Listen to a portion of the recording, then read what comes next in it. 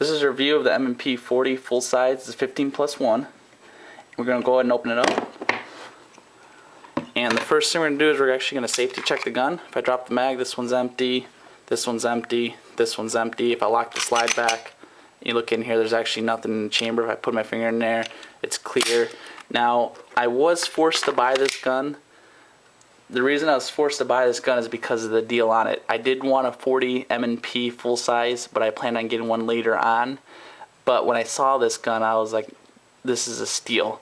Now, what I mean by a steal is this was actually issued to a police department, well, registered to a police department, but never issued to a police officer. So this gun just sat brand new in lockup, just sat there. In case like a gun broke down or something, then an officer would have to use this for a few days until it got back, or a few weeks or whatever. But it was never used. It was a brand new gun, but technically it had to be sold at a used price. Now, a normal M&P only comes with 2 mags. This one has 3, and normally they just come with just regular sights. These actually have the night sights on them.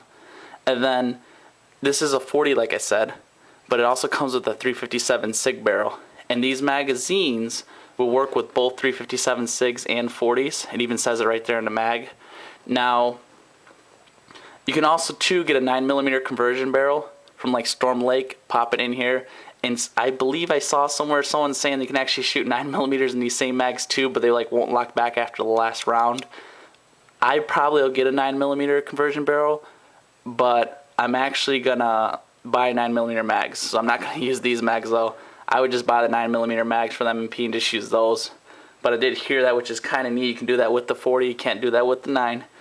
Now, yeah, basically M&P 40, I can get brand new for $521 out the door. I got this for $503.50 out the door. So that's why I was forced to buy it. They only had so many of them.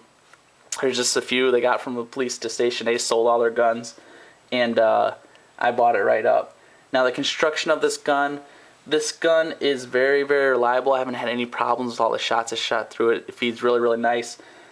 I think it's just as reliable as a Glock, if not better. Now,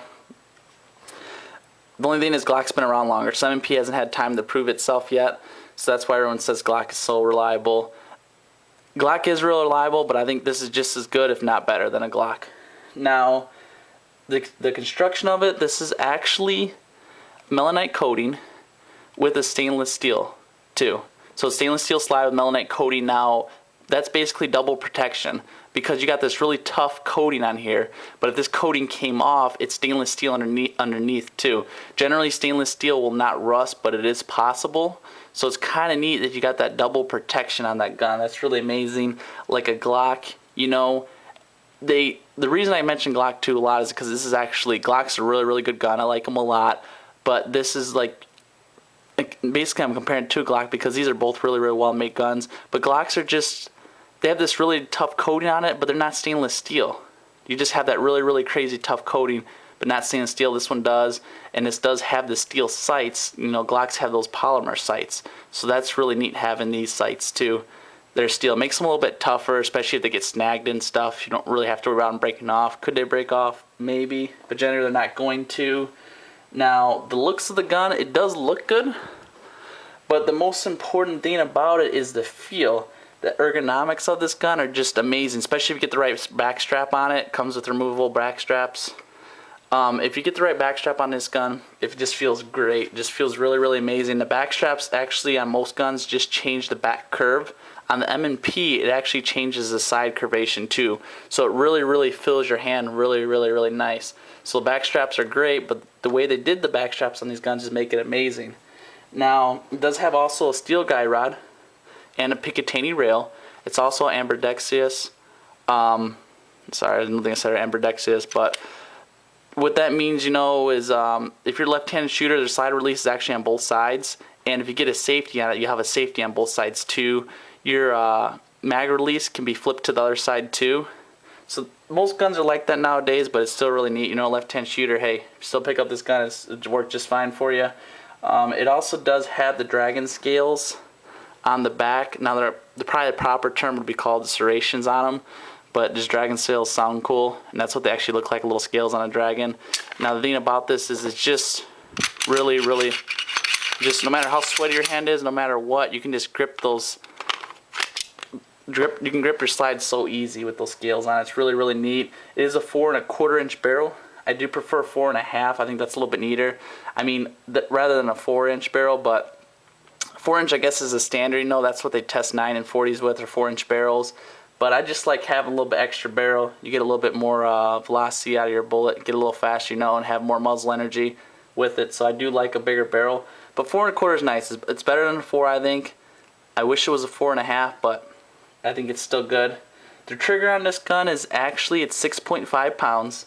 Now Glock's 5.5 pounds, so people say, you know, Glock's better because it's got a lighter trigger. But really, you'll also hear people say they like the M&P trigger more. Now why would you like the trigger more when it's heavier? The reason being is it is 6.5 pounds, but the break is only 0.3 of an inch. On a Glock it's 0.5. So it's a lighter trigger, but you have to pull it back farther. On M&P, it's a little bit heavier trigger, but you don't have to pull it back as far, so it actually feels better. And then the trigger reset is 1.4 inch, so it's a really short reset, which is really, really nice. Now, you can also get a gloved finger in there if that's important to people. It is plenty of room for a gloved finger. The breakdown of this gun, it's not the easiest, but it's definitely not the hardest. I don't think it's bad at all. You know, I'll just lock this slide back, and then I just take this. I push it down because on the compact usually it doesn't hold down on its own. This one it does, but what you can just do is then you just drop it down, you know, and pull the trigger and the slide actually shoots right off the gun, which is really neat. Now, a lot of people say you're not supposed to do that. There's actually a shear right here you can push down.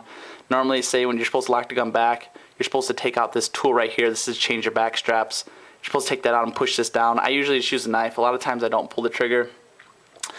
I don't know how it would hurt the gun, but I know they say, somebody I think said that it's bad for the gun. Another person said somewhere that it's not bad for the gun, but I usually just pull this down. I just showed you guys how you can take it down by pulling the trigger. Some people do, some people don't. I don't believe in taking this in and out, in and out, in and out every time, because I think eventually it'll wear it out. So it just sits in there. I got a small hand, so I use a small grip. It feels really, really nice. And I just leave the tool in there. No need to take it out, I think. If I sell the gun or something, which I don't think I ever will, then somebody else can take it out and it'll work just fine for them. Push it back up. It did have steel rails in there too, and there was a few moving parts. Actually, I can just show you again too. But yeah, a few moving parts on the gun, steel rails, and actually see that time I actually didn't have to pull the trigger. I actually did just slide off. I pulled it anyways, but you didn't have to. But steel rails, few moving parts, just like a Glock, so it's very reliable. Lock that up, and you can just take a mag, push it in there, and actually pushes that shear back in place. And then so looks good, you know. I function tested, it's working great. So the takedown on it really isn't that bad. I mean, technically a Glock would win on, you know, on takedown, but it's really not that bad at all, especially if you pull the trigger. It's really easy. I use a knife, like I said, to pop down that little lever.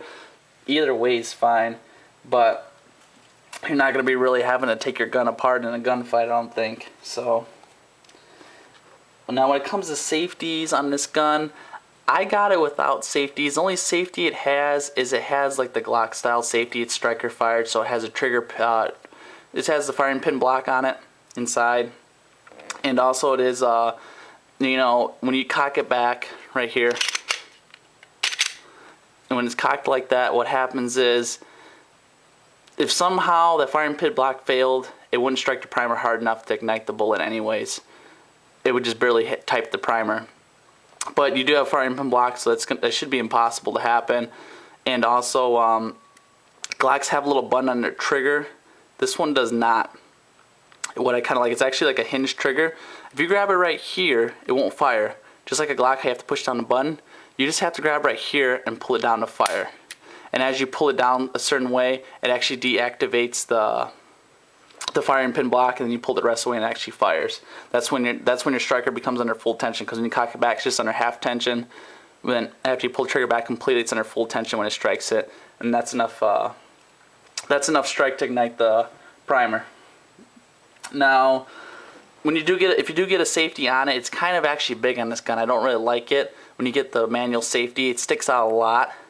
So I got it without it, of course. And also, I don't want, when you pull this gun out, safety's on, you know, you're kind of panicked, you got adrenaline pumping, and the gun doesn't fire because your safety's on.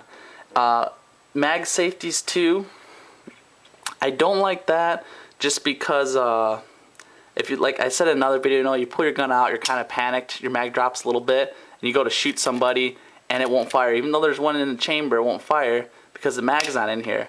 And another quick thing about that is this says, you know, caution, capable of firing with magazine removed.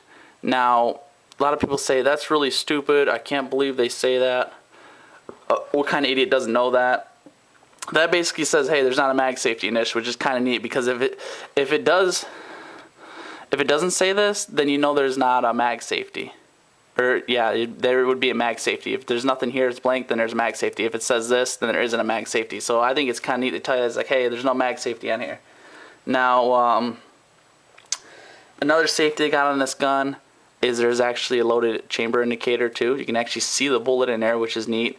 And Smith always puts on their barrels right here, so even when you switch them out, what barrel you're using, which is kind of nice. You can just take a quick look and see. Now, also too, this is part of the construction actually, but it is have a little beveled front for reholstering, which is nice. I think most guns are not doing that, but it's got that beveled front, which is nice for reholstering. But as for size of the gun, it is 5.5 inches high. Some people might say that's kind of tall, but I don't plan on ever concealing this. Compared to full size, I think they're all about the same size, to be honest with you. Some around might be a little bit shorter, some might be a little bit longer, but you're not concealing, so who cares, you know, how long your handle is. Now, length is 7.5 inches. That doesn't matter to me either, really, because I'm not concealing, like I said. The sight length is 6.4 inches. That's really nice. They have this back sight all the way back here, you know, the rear sights. The front sight's almost all the way up. The longer your sight length is, the more accurate you can shoot with the gun. So that's really nice. Width of the gun, 1.2 inches, so it's really not that thick at all. And the weight of it is 24.25 ounces. That's without the magazines. Almost all companies, for some reason, always tell you the weight without a magazine. I'm guessing people carry around empty guns, no magazine or nothing. But it's 24.25 ounces, which is pretty light for a full-size gun. So that's my review of the M&P. I love this gun. I think it's an amazing full-size gun, and I would suggest picking one up, especially if you can get a deal like I got. But you don't have to pay full price for them. You know, brand new. Go ahead and get them. Usually I don't buy used, but this is a brand new gun, just sold at a used price, so I was forced to kind of buy it. You know. Hope you guys enjoyed the video, and maybe you guys will pick one up.